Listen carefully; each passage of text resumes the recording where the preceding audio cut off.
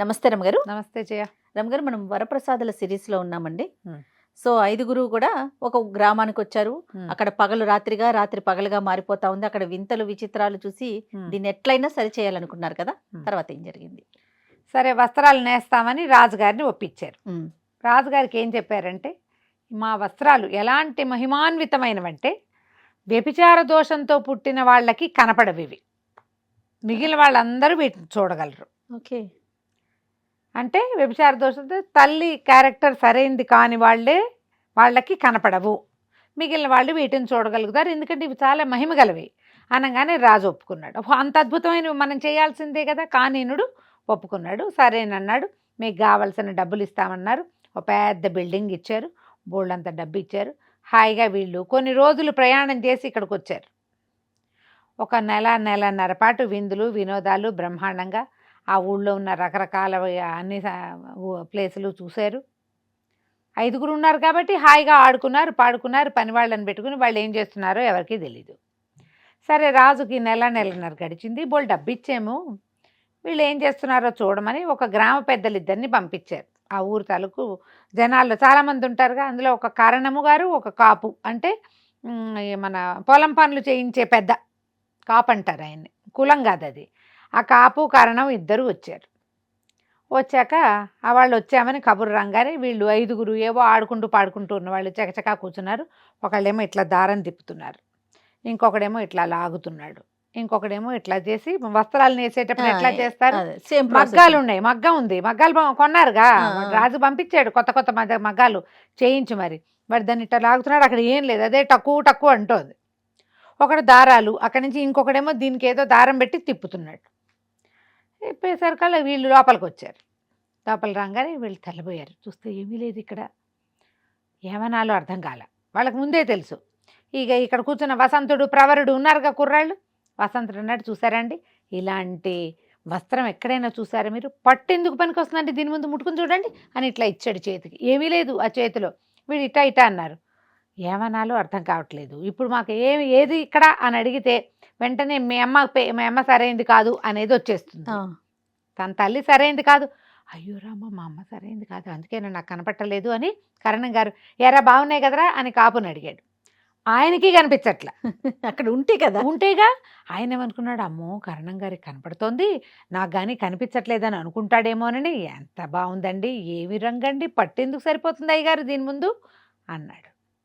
వీళ్ళు ఈ దారం చూడండి ఎంత సన్నగా ఉందో చూడండి, వస్త్రం చూసారా పావు పైన అయిపోయింది, సగం అయిపోయింది. అసలు దివారాత్రాలు కష్టపడి పనిచేస్తే ఇంత మటుకు వచ్చింది. దీని సొగసు ఇంత అంతా కాదు, ఇది కట్టుకున్నాక అసలు రాజుగారు దేవేంద్ర భోగం అనుభవిస్తాడు అంతేను అన్నారు. వీళ్ళిద్దరూ తెల్ల మొహాలు వేసుకుని బయటికి మాత్రం బ్రైట్గా మొహాలు పెట్టుకుని బయటకు వచ్చారు. ఇప్పుడు రాజుకి చెప్పాలి. ఇద్దరు పోయి రాజుకి అద్భుతంగా ఉంది వస్త్రం అన్నారు. కనపడలేదని చెప్తే కొంప మునిగిపోతుంది. అవును కదా. ఎవరైనా సరే దీన్ని బయట పెట్టుకుంటారా? కాముగా ఉన్నారు. రాజుగారు ఇంకా ఉద్రేకపడిపోయాడు. ఎప్పుడు చూస్తామని. ఇంకో 2 నెలలు గడిచింది. మొత్తం మీద 3 నెలలు నిండిన తర్వాత రాజుకి కబురు చేశారు, వస్త్రాలు తయారైనాయి.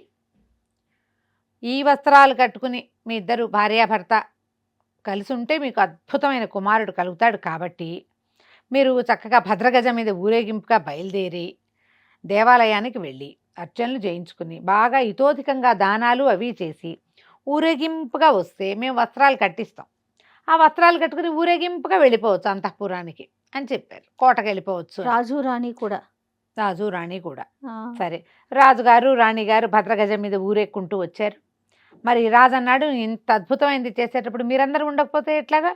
మంత్రి సామంత దండనాయక సైన్యాధిపతి సమస్తమైన గుంపందరినీ పిలుచుకొచ్చాడు. గుంపంతా పోయారు గుళ్ళోకి, అదంతా బయటకు వచ్చారు. వచ్చి ఈ వరప్రసాదులకు ఇచ్చిన బిల్డింగ్ దగ్గర ఆగారు. అందరూ లోపలికి వెళ్ళారు. రాజు రాణికి ఓ మంచి కుర్చీలు వేసి కూర్చోబెట్టారు. 2 పళ్ళేలు పుచ్చుకొచ్చారు.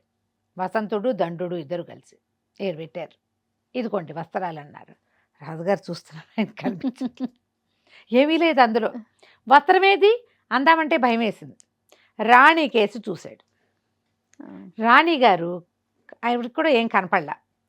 మా అమ్మ ఏమైనా సరైంది కాదా, ఆవిడకి ఏదైనా సమస్య వచ్చిందేమో మా నాన్నగారితోటి అని అనుకుని కామ్గా ఊరుకుంది. ఈయన రాణి మొహంలో ఎక్స్ప్రెషన్ ఏం కనపడిపోయేసరికి అంటే కామ్గా చూస్తోంది కదా. రాజు అన్నాడు, ఆహాహా వస్త్రాలు ఎంతో బాగున్నాయి కదా రాణి అంటే, అవును ప్రభు, మీలాంటి వాళ్ళు కట్టుకోదగిన వస్త్రాలు ఇవి. ఎందుకంటే మీరు పగటిని రాత్రిగా, రాత్రిని పగలుగా మార్చారు మీరు. మీలాంటి వాళ్ళు మీరే, మీలాంటి వాళ్ళు కట్టుకోవాల్సిన వస్త్రాలు కదా ఇవి అనేసరికి రాజు, అమ్మ రాణి కనపడుతోంది, నాకు కనపడలేదు. అంటే ఈ రాచకోటల్లో ఇలాంటివి ఏవేవో జరుగుతాయి. అయ్యో మా తండ్రి కాదా, అయ్యో అని ఆయన లోపల పిసికేసుకుంటున్నాడు. ఏం చేయాలో తెలియటం లేదు. ఊరుకున్నాడు, కానీ ఎక్స్ప్రెషన్ ఇవ్వకూడదు బయటికి. రాణిగారు, అయ్యో మా అమ్మకి ఏదో సమస్య ఉండి ఉంటుంది, అందుకే ఇలా అయింది. ఈయన చక్కగా ఆనందిస్తున్నాడు అంటే ఈయన కనపడుతున్నట్టు కదా. సరే, ఈ లోపల వసంతుడు ఏం చేశాడు, ఆ పళ్ళెంలోంచి ఇట వస్త్రం పైకి తీసినట్టు యాక్షన్ చేశాడు.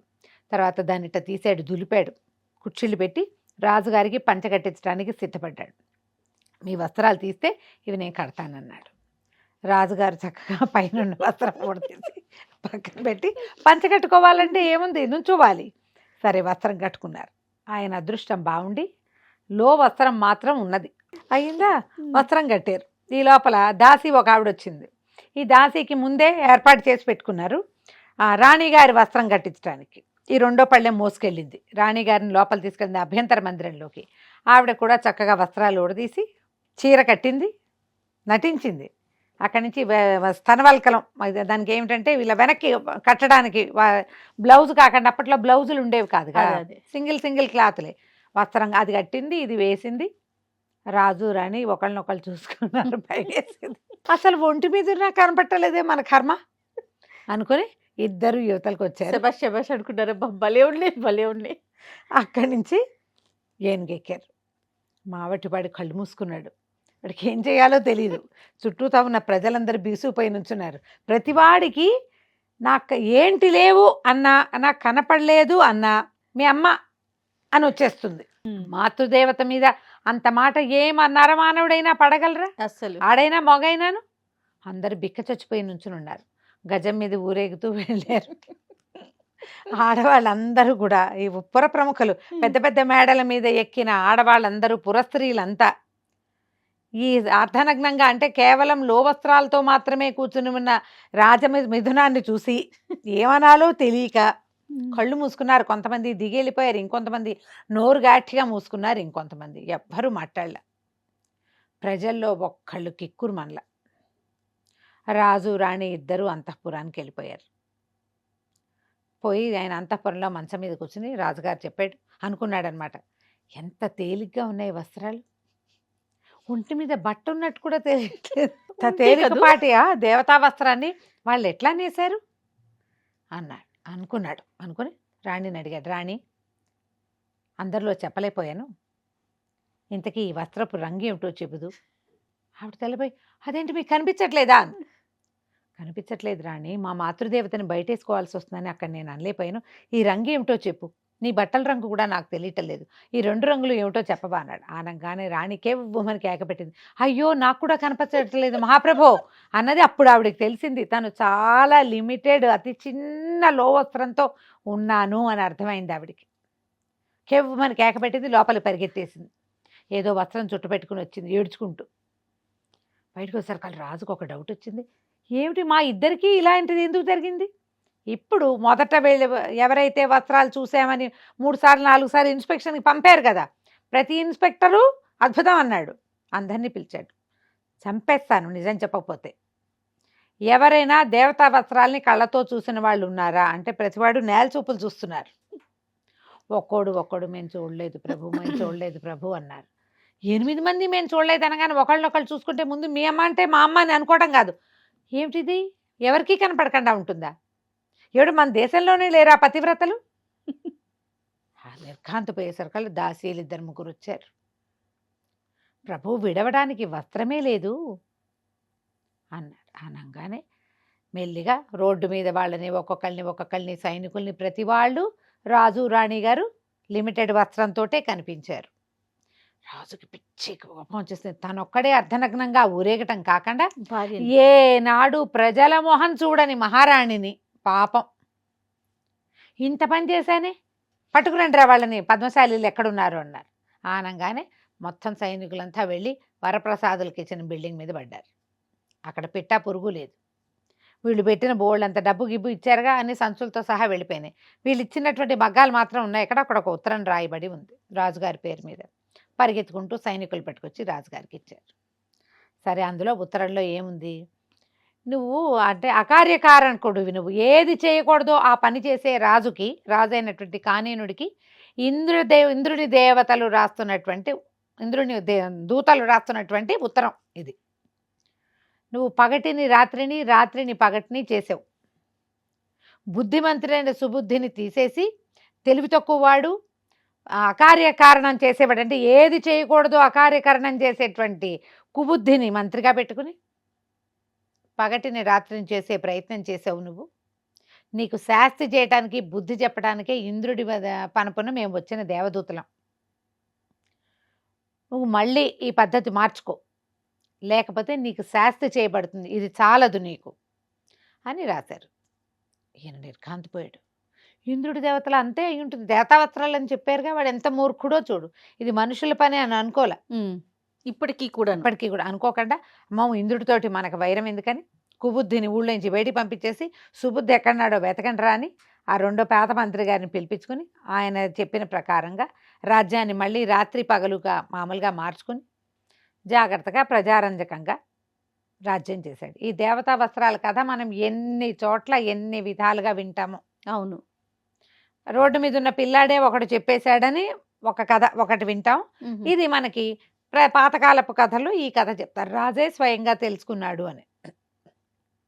సరే, ఇలా వెళ్ళిపోయారు వీళ్ళు వరప్రసాదులు. ఇక్కడి నుంచి బయటికి వెళ్ళిపోయాక ఉత్తర దిక్కుగా బయలుదేరి వెళ్ళారు. వెళ్ళేసరికల్లా వాళ్ళకి ఎంత పెద్దదోగా ఉన్నటువంటి ఒక మర్రి చెట్టు కనపడింది. అది విచిత్రంగా 5 పక్కలకి శాఖలు, 4 పక్కలకి శాఖలు విస్తరించి ఉంది, 4 దిక్కులకి 4. సరే, ఆ చెట్టు కింద కూర్చుంటే కాదు, ఇట్లా దారిలాగా వైపులాగా వెళ్తున్నాయి ఏమిటి ఈ శాఖలు, ఈ చెట్టు అని బాగా ఆలోచించి ఆ పూట అక్కడ విశ్రాంతి తీసుకున్నారు. ఏదో తిన్నారు, ఖాళీగా ఉన్న తర్వాత ఏమనుకున్నారు, ఈ చెట్టు పట్టుకుని వెళ్తే అక్కడ ఏం కనపడుతుందో చూద్దాం అనుకున్నారు. గుర్రాలు ఉన్నాయి వీళ్ళ దగ్గర. సరే, ఏమన్నారు, ఈ గుర్రాలను ఇక్కడ వదిలిపెడదాం, దండు ఇక్కడ కాపలా ఉంటాడు, మనం నలుగురం 4 పక్కలకి వెళ్దాం అని చెప్పి వసంతుడు, ప్రవరుడు, వారాగద, రాముడు, వీళ్ళు సాంబుడు నలుగురు 4 పక్కలకి వెళ్ళిపోయారు. ఒకడిని ఇక్కడ ఉంచారు, వాడు ఆ గుర్రాలు పెట్టుకుని అక్కడ ఉన్నాడు. ఇదని చివరి దాకా వెళ్ళి అక్కడ ఏమున్నాయో వింతలు విడ్డూరాలు విశేషాలు ఏమేమి ఉన్నాయో చూసి వెనక్కి వచ్చి మళ్ళీ చెప్పుకోవాలి. అదే ప్లేస్కి రావాలి. మళ్ళీ ఆమె మర్రి చెట్టు కొమ్మ పట్టుకుని వెనక్కి వచ్చేలాగా అని చెప్పి మాట్లాడుకున్నారు. అందరూ తలా ఒక దిక్కు వెళ్ళిపోయారు. రాజుగారి కుమారుడైన వసంతుడు వెళ్ళింది ఒక దిక్కు, ఒకవైపుకు వెళ్ళాడు. వెళ్ళగా వెళ్ళగా వెళ్ళగా క్రమంగా ఏమైంది, ఆ చెట్టు మీద నుంచి చెట్టు మీదకి ఎక్కి కొమ్మ మీద నడుచుకుంటూ పోయారనమాట. అసలు దారి కూడా చిన్నదైపోయింది, అతి సన్నగా ఉంది, పాక్కుంటూ కూడా వెళ్ళాల్సి వస్తుంది. ఆ చెట్టు కొమ్మ చివరి దాకా వెళ్ళి ఆ కొమ్మ దిగాడు అతను. దిగితే అక్కడ పెట్ట పురుగు మనిషి ఎవ్వరూ లేరు, ఏమీ లేదు అక్కడ. కానీ ఒక పెద్ద భవనం ఉంది, ఎంత పెద్దదో. తర్వాత సముద్ర తీరము కనపడుతుంది, బీచ్లో ఉందన్నమాట. ఓహో, ఇక ఇతను ఏం చేశాడు, మెల్లిగా దిగి ఆ బీచ్ వెంబడి నడుచుకుంటూ దూరంగా కనపడుతున్నటువంటి ఆ భవనం వైపుకి వెళ్ళాడు. వెళ్తే నడవగా బిల్డింగ్లో కూడా ఎక్కడ మనిషి పొలకువ లేదు. అతను తలుపు తోసుకుని లోపలికి వెళ్ళాడు. వెళ్తే లోపల భవనం లోపలికి వెళ్ళిపోయి హాల్ లోపల అవన్నీ దాటి వెళ్ళాక ఒక పెద్ద కిటికీ, అక్కడ ఒక హంసతూలికా తల్పం లాంటి ఒక తల్పం, ఒక ఉయ్యాల, బంగారు ఉయ్యాల, అవి కనపడ్డాయి. అందులో ఒక అందమైన అమ్మాయి కనిపించింది. ఆ అమ్మాయి ఆశ్చర్యపోయింది. అది రెండో మనిషిని చూశారు కదా ఆ పిల్ల, ఒక్కతే ఉంటుంది ఎప్పటి నుంచో. ఆ అమ్మాయి ఆశ్చర్యపోయి నువ్వెవరు ఏమిటి అని కనుక్కుంది. ఆ అమ్మాయి పేరు కళావతి. ఆ అమ్మాయి ఏం చెప్పిందంటే, ఇక్కడ ఎవరు ఉండరు, నేను ఒక్కదాన్నే ఉంటాను, ఇది ఒక రాక్షసిది ఈ భవనం, ఈవిడ అవంతి దేశం మీద పడి అందరినీ విరుచుకు తిని మా అమ్మని నాన్నని చంపేసింది. అవంతి రాజకుమార్తెని నేను. అక్కడి నుంచి వాళ్ళని చంపేశాక చంటి పిల్లల్ని, నన్ను 2 ఏళ్ళు కూడా లేవు నాకు, బంగారు తూగుటుయ్యాలతో సహా తీసుకొచ్చేసింది. నన్ను ముద్దుగా ఇక్కడ నుంచి పెంచుకుంటోంది, ఎప్పటికప్పుడు బయటికి వెళ్ళిపోయి మళ్ళీ వస్తూ ఉంటుంది. ఒక మాంత్రికురాలు, రాక్షసి లేదా అది ఊరి మీదకి వెళ్ళి వింతలు విడ్డూరాలు విశేషాలు అన్నీ ఏమైనా వస్తువులు ఉంటే పట్టుకొస్తుంది ఇక్కడికి నేను ఆడుకోవడానికి. నన్ను చక్కగా చూసుకుంటుంది. నన్ను మాత్రం బాగా ముద్దుగా ప్రేమగా చూసింది. మంచి మంచి బట్టలు తెస్తుంది, నగలు తెస్తుంది, బోల్డు వస్తువులు తెస్తుంది, ఆడుకునే వస్తువులు కూడా పట్టుకొస్తుంది, మంచి ఆహార పదార్థాలు వస్తాయి. వచ్చి నన్ను చూసి రాత్రి పడుకుని మళ్ళీ లేచి వెళ్ళిపోతుంది. నేను ఇక్కడ ఒక్కదాన్నే ఉంటానంది. అనేసరికి వీడికి మంచి సరదా వచ్చింది. ఈ అబ్బాయికి 20 ఏళ్ళు దాటినవాడు, ఆ పిల్లకు ఒక 16 ఏళ్ళు ఉంటాయి. ఆ పిల్లతో కాస్త చేతులు పుచ్చుకుని ఆడాడు. అటు ఇటు కిందకి పైకి వెళ్ళారు. దానికి కూడా రెండో మనిషి వచ్చేసరికల్లా వింతలు విడ్డూరాలు విశేషాలు, తాము ఎట్లా బయలుదేరారు, ఈ రాజును ఎట్లా మోసం చేశారు, ఈ కథలన్నీ చెప్పాడు. ఇద్దరు కలిసి విహరించడం మొదలుపెట్టారు. ఏవో బోడు పదార్థాలున్నాయి తిన్నారు, పళ్ళున్నాయి కోసుకుని తిన్నారు, హాయిగా సుఖంగా ఉన్నారు. గాంధర్వ విధిని వివాహం చేసుకున్నాడు ఆ పిల్లని. కొద్ది రోజులు గడిచేసరికల్లా మా అమ్మ వస్తుంది, నిన్ను ఉడుముగా చేసి ఇక్కడ దాచిపెడతా, నువ్వు గోడను పట్టుకుని ఉండు, మా అమ్మ వెళ్ళేదాకా నువ్వు కనపడద్దు అని చెప్పింది.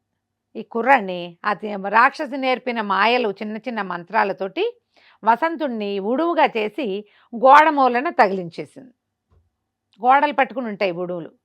రాక్షసి వచ్చింది. వచ్చాక ఏమిటే నరవాసన వస్తుంది అంటే, నేను మనిషినేగా నా వాసనే వస్తుంది, కాదంటే నన్నే చంపు తినేసేయి అని పోటాడింది కళావతి. రాక్షసి అయ్యో అయ్యో అది ఎందుకు చేస్తానే అమ్మా, నువ్వంటే ఎంతో ముద్దు ప్రేమ నాకు, నేను అట్లాంటివి ఏం చేయను, సరే పద అన్నం తిందామని ఇద్దరు కలిసి అన్నాలు తిన్నారు. తర్వాత ఏమో ఆ రాక్షసి కొత్తగా తెచ్చిన వస్తువులన్నీ బంగారు వస్తువులు అవి ఇవి చూపించింది, పడుకొని నిద్రపోయింది. తెల్లవారాక వెళ్ళొస్తా మళ్ళీ వస్తానని వారం వారం వస్తుందన్నమాట. వెళ్ళిపోయింది. వెళ్ళిపోగానే ఈ పిల్ల ఏం చేసింది, ఆ ఉడుముగా మారిన వసంతుణ్ణి మళ్ళీ మనిషిగా మార్చేసింది. వారం రోజులు కులాసాగా విహరించారు. తల్లి వస్తోంది అనగానే తెలిసిపోతుంది దానికి. కుర్రాన్ని ఉడువుగా మార్చేస్తుంది. కొన్ని వారాలు గడిచిపోయినాయి. ఇద్దరు కులాసాగా వండుకుని తింటున్నారు, పరుగులు పెడుతూ ఆడుకుంటున్నారు, సముద్ర తీరంలో ఆడుతున్నారు, నీళ్లలో. కొత్తలో ఏముంది, కొత్తగా పెళ్ళిళ్ళైన వాళ్ళకి చాలా సరదా ఉంటుంది, మొదట్లో అంత బోర్ కొట్టదు. ఈ మాట్లాడుకోగా వసంతుడు అన్నాడు, ఈ దిక్కుమాలిన గోలేమిటి, నువ్వు ఒక్కదానివే పడి ఉండటం ఏమిటి, రాజకుమార్తెవి, పోనీక రాజకుమార్తెవి కాకపోయినా మనుషులు సహాయం కావాలి కదా, అన్ని పనులు నువ్వే చేసుకుంటూ ఎవ్వరూ లేకుండా రెండో మనిషి కనపడకుండా ఎందుకు ఉండాలి, నాతో వచ్చేద్దు కానీ మన వెళ్ళిపోయి మన స్నేహితులను కలుసుకుని మా ఊరు వెళ్ళిపోదాం. అవంతి దేశంలో ఎవరు మీ వాళ్ళు లేరు, కానీ మా దేశం నిండా మనుషులు ఉన్నారు కదా అంటే ఈవిడ పోనివ్వదు. ఎట్లా అంటే ఈ రాక్షసుని చంపేద్దాం, అదేం పెంచింది కానీ నీ తల్లి కాదు, అది మనిషే కాదు, ఎన్నాళ్ళు ఇలా ఉంటావు అని బాగా ప్రోద్బలం చేశాడు. ఆ రాక్షసి ఎట్లా చచ్చిపోతుందో తెలియదు, దాన్ని ఏం చేస్తే ఏమవుతుందో తెలియదు. ఇప్పుడు రాక్షసి ఎలా చనిపోతుందో కనుక్కోవాలని భావించారు. ఎలా రాక్షసిని చంపారు, వీళ్ళిద్దరూ వెనక్కి వెళ్ళారా, తర్వాయి భాగంలో తెలుసుకుందాం. తప్పకుండా రమ్మగారు. నమస్తే. నమస్తే.